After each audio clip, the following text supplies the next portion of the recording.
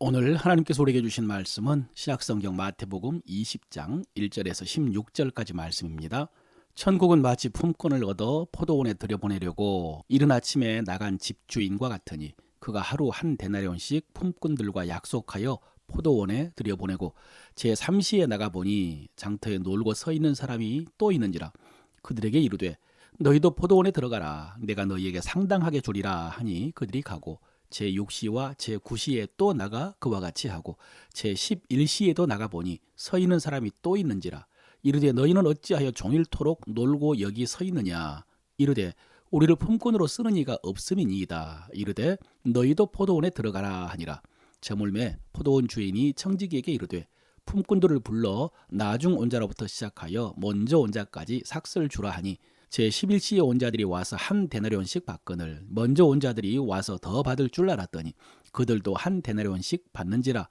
받은 후 집주인을 원망하여 이르되 나중 온 이 사람들은 1시간밖에 일하지 아니하였거늘 그들을 종일 수고하며 더위를 견딘 우리와 같게 하였나이다. 주인이 그 중에 한 사람에게 대답하여 이르되 친구여, 내가 내게 잘못한 것이 없노라. 네가 나와 한 데나리온에 약속을 하지 아니하였느냐. 내 것이나 가지고 가라. 나중 온 이 사람에게 너와 같이 주는 것이 내 뜻이니라. 내 것을 가지고 내 뜻대로 할 것이 아니냐. 내가 선함으로 네가 악하게 보느냐. 이와 같이 나중된 자로서 먼저 되고 먼저 된 자로서 나중되리라. 아멘. 오늘도 하나님의 선하신 은혜로 여러분의 심령을 가득 채우시고 사람들에게 그 은혜 베풀어 주시기를 바랍니다. 성령께서 역사하셔서 그 사람들 속에서도 하나님의 나라가 이루어지게 될 것입니다. 오늘 비유는 쉬운 듯 어렵고 어려운 듯 쉽습니다. 비유가 어려운 것은 성경이 그 비유를 통해서 주시려고 한 교훈 말고 다른 교훈까지 너무 자세히 알려고 하기 때문입니다. 예를 들어서 오늘 포도원 일꾼의 비유를 통해서 주님은 장차 하나님 앞에 갔을 때 모든 사람이 받을 상급은 같다라거나 먼저 온 사람이나 나중 온 사람이나 열심히 충성한 사람이나 조금 덜한 사람이나 같다. 이런 교훈을 주시려고 이 품꾼의 이야기를 하신 것이 아닙니다.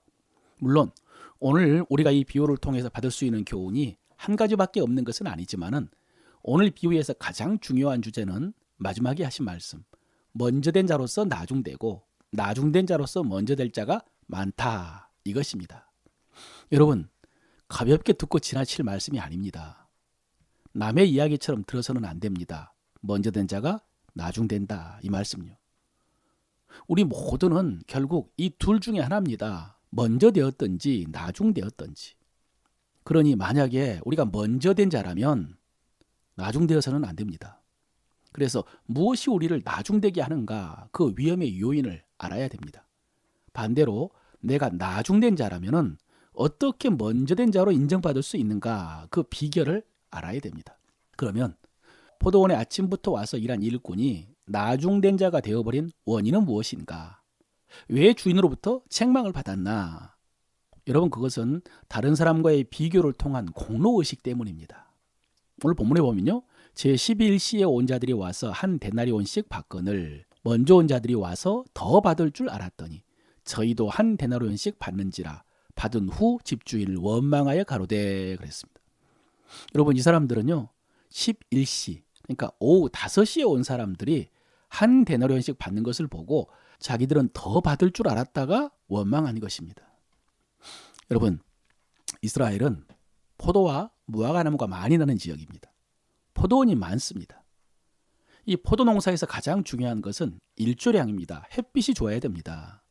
그래서 여러분, 고급 포도주를 말할 때 모르는 사람은 몇 년 된 포도주를 중요하게 여기지만은 포도주를 잘 아는 사람은 몇 년 산 포도주라고 합니다. 포도주가 무조건 오래 묵었다고 다 좋은 것이 아니라 일조량이 좋은 해, 그 해의 포도주가 좋은 포도주라는 것입니다. 그래서 몇 년 산 포도주라고 하는 것입니다.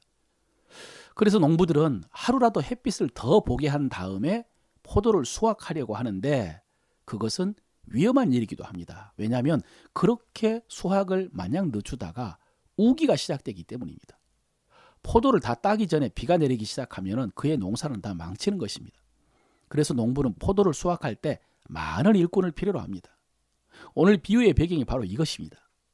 그래서 농부가 이른 아침에 인력시장에 가가지고 하루 품삯 1데나리온을 약속하고 일꾼을 사서 포도원에 들여보낸 후에 제3시, 그러니까 우리나라 시간으로 하면 9시에 장에 가봤더니 또 놀고 있는 사람이 있어서 그들도 포도원에 들여보냈습니다. 그리고 12시, 오후 3시에 가봤더니 역시 그때까지도 일을 못 나가는 사람이 있어서요. 그들도 포도원으로 들여보내서 포도를 따게 했습니다. 그리고 오후 5시에 가봤더니 여전히 그때도 놀고 있는 사람이 있었습니다. 일을 마치는 시각이 6시이기 때문에 1시간밖에 남지 않았는데도 농부는 품꾼을 포도원으로 가서 일하게 했습니다.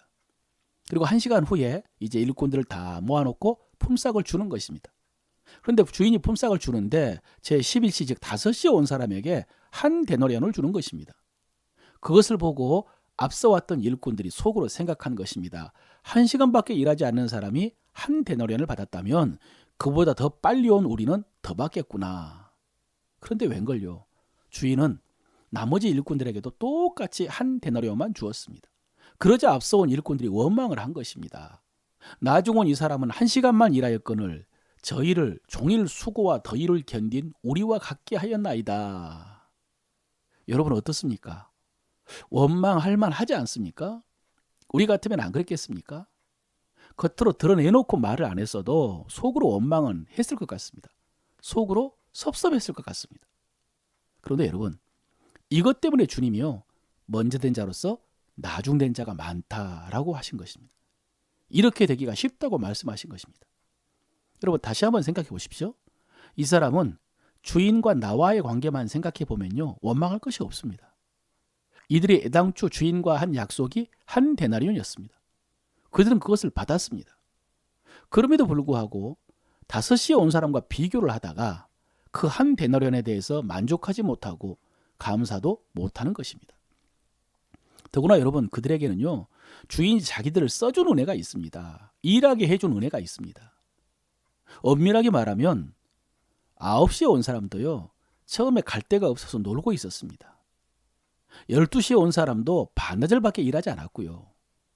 3시에 온 사람은 5시에 온 사람이랑 피장파장입니다.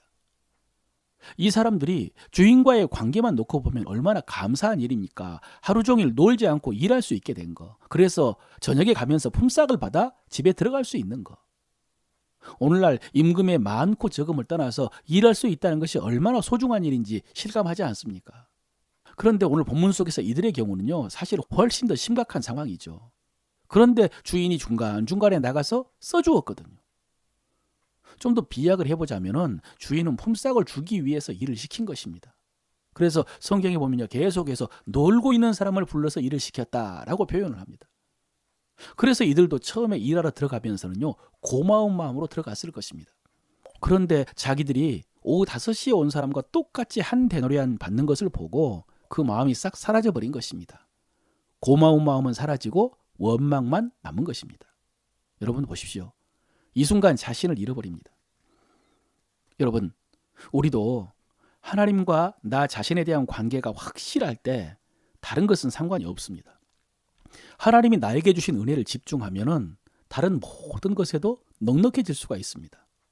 그런데 다른 사람과 나를 비교하기 시작하면, 거기에 집착하기 시작하면은 하나님과의 관계는 잃어버립니다. 은혜를 잃어버립니다. 그것은 작은 것이 되어버립니다. 예수님은 우리도 이렇게 되기가 쉽다는 것을 가르쳐 주신 것입니다. 사랑하는 성도 여러분, 은혜는 절대적인 것입니다. 하나님은 우리 각자에게 절대적인 은혜를 주셨습니다. 개인적인 은혜를 다 주셨습니다. 여러분, 그 은혜 잘 지키고 계십니까? 하나님께서 아들을 통해 베풀어 주신 은혜를 간직하고 계십니까? 그 은혜에 대한 응답으로 감사함으로 일하십니까? 아니면 다른 사람 바라보다가 하나님의 은혜는 잃어버리고 원망과 불평만 남으셨습니까? 사랑하는 성도 여러분, 그 은혜를 회복하시기를 바랍니다. 하나님과의 절대적인 관계를 회복되시길 바랍니다. 두 번째로 나중된 자로 먼저 된 일꾼이 있습니다. 바로 오후 5시에 일하도록 부름받은 일꾼들입니다. 여러분, 이 사람은요, 1시간밖에 남지 않았는데 주인이 너도 내 포도원에 들어가서 일하라 라고 했습니다. 여러분, 여기에 큰 은혜의 복음이 있습니다. 여러분, 우리 인생에서 1시간이 주어졌다는 말이 무슨 의미일까요? 짧지만 기회를 주셨다는 것입니다. 새로운 기회를 주신 것입니다. 과거는 상관이 없습니다. 지난날 잘못했다고 해도 상관없습니다. 그러나 과거에 주신 건강, 재산, 능력 다 잃어버렸습니다. 낭비해버렸고요. 허송해버렸습니다. 그러나 주님은 말씀하십니다. 네 과거는 묻지 않으마. 이제 남은 1시간 동안 내 포도원에 가서 일해라. 이 얼마나 감사한 일입니까? 여러분 그렇습니다. 오늘이라는 현재, 그 현재는 우리에게 은혜로 주어진 시간입니다. 새롭게 주어진 시간입니다. 여러분 과거에 어떻게 지내셨습니까? 어떻게 지내셨든지 그 지나간 시간을 만회할 길이 없습니다. 그런데 하나님께서는 우리에게 현재라는 시간을 은혜로 주셨습니다. 남은 시간이 얼마나 될지 모르겠지만 어쨌든 현재라는 시간이 기회로 주어졌습니다. 여러분 그 시간을 오늘 오후 5시에 온 일꾼처럼 일하시길 바랍니다. 그 일꾼과 같은 마음으로 일하시길 바랍니다. 자랑할 것도 없고 비교할 것도 없고 억울할 것도 없이 내게 주어진 은혜, 지금 내게 주어진 모든 것이 은혜인 줄 알고요. 감사함으로 일하시길 바랍니다. 이제 와서 내가 무슨 일 하겠냐라고 생각하지 마십시오. 나 같은 게 뭘 할 수 있겠느냐 생각하지 마십시오. 오히려 그 작은 기회를 소중히 여기고 감사함으로 응답했기에 오늘 오후 5시에 온 사람이 먼저 된 자가 된 것입니다. 사랑하는 성도 여러분, 우리 모두는 지금 하나님의 부름을 받았습니다. 하나님의 나라를 세우라고. 각자 다른 여건과 형편 속에서 부름을 받았습니다. 능력도 다르고요. 수준도 다릅니다. 무엇보다도 과거가 다릅니다. 그러나 과거를 후회하거나 핑계할 필요가 없습니다. 우리에게는 오늘이라는 시간이 있습니다. 그 시간을 은혜로 알고요. 그 부르심을 복음으로 알고 그 마음으로 충성하는 여러분 되시기를 주의 이름으로 축원합니다.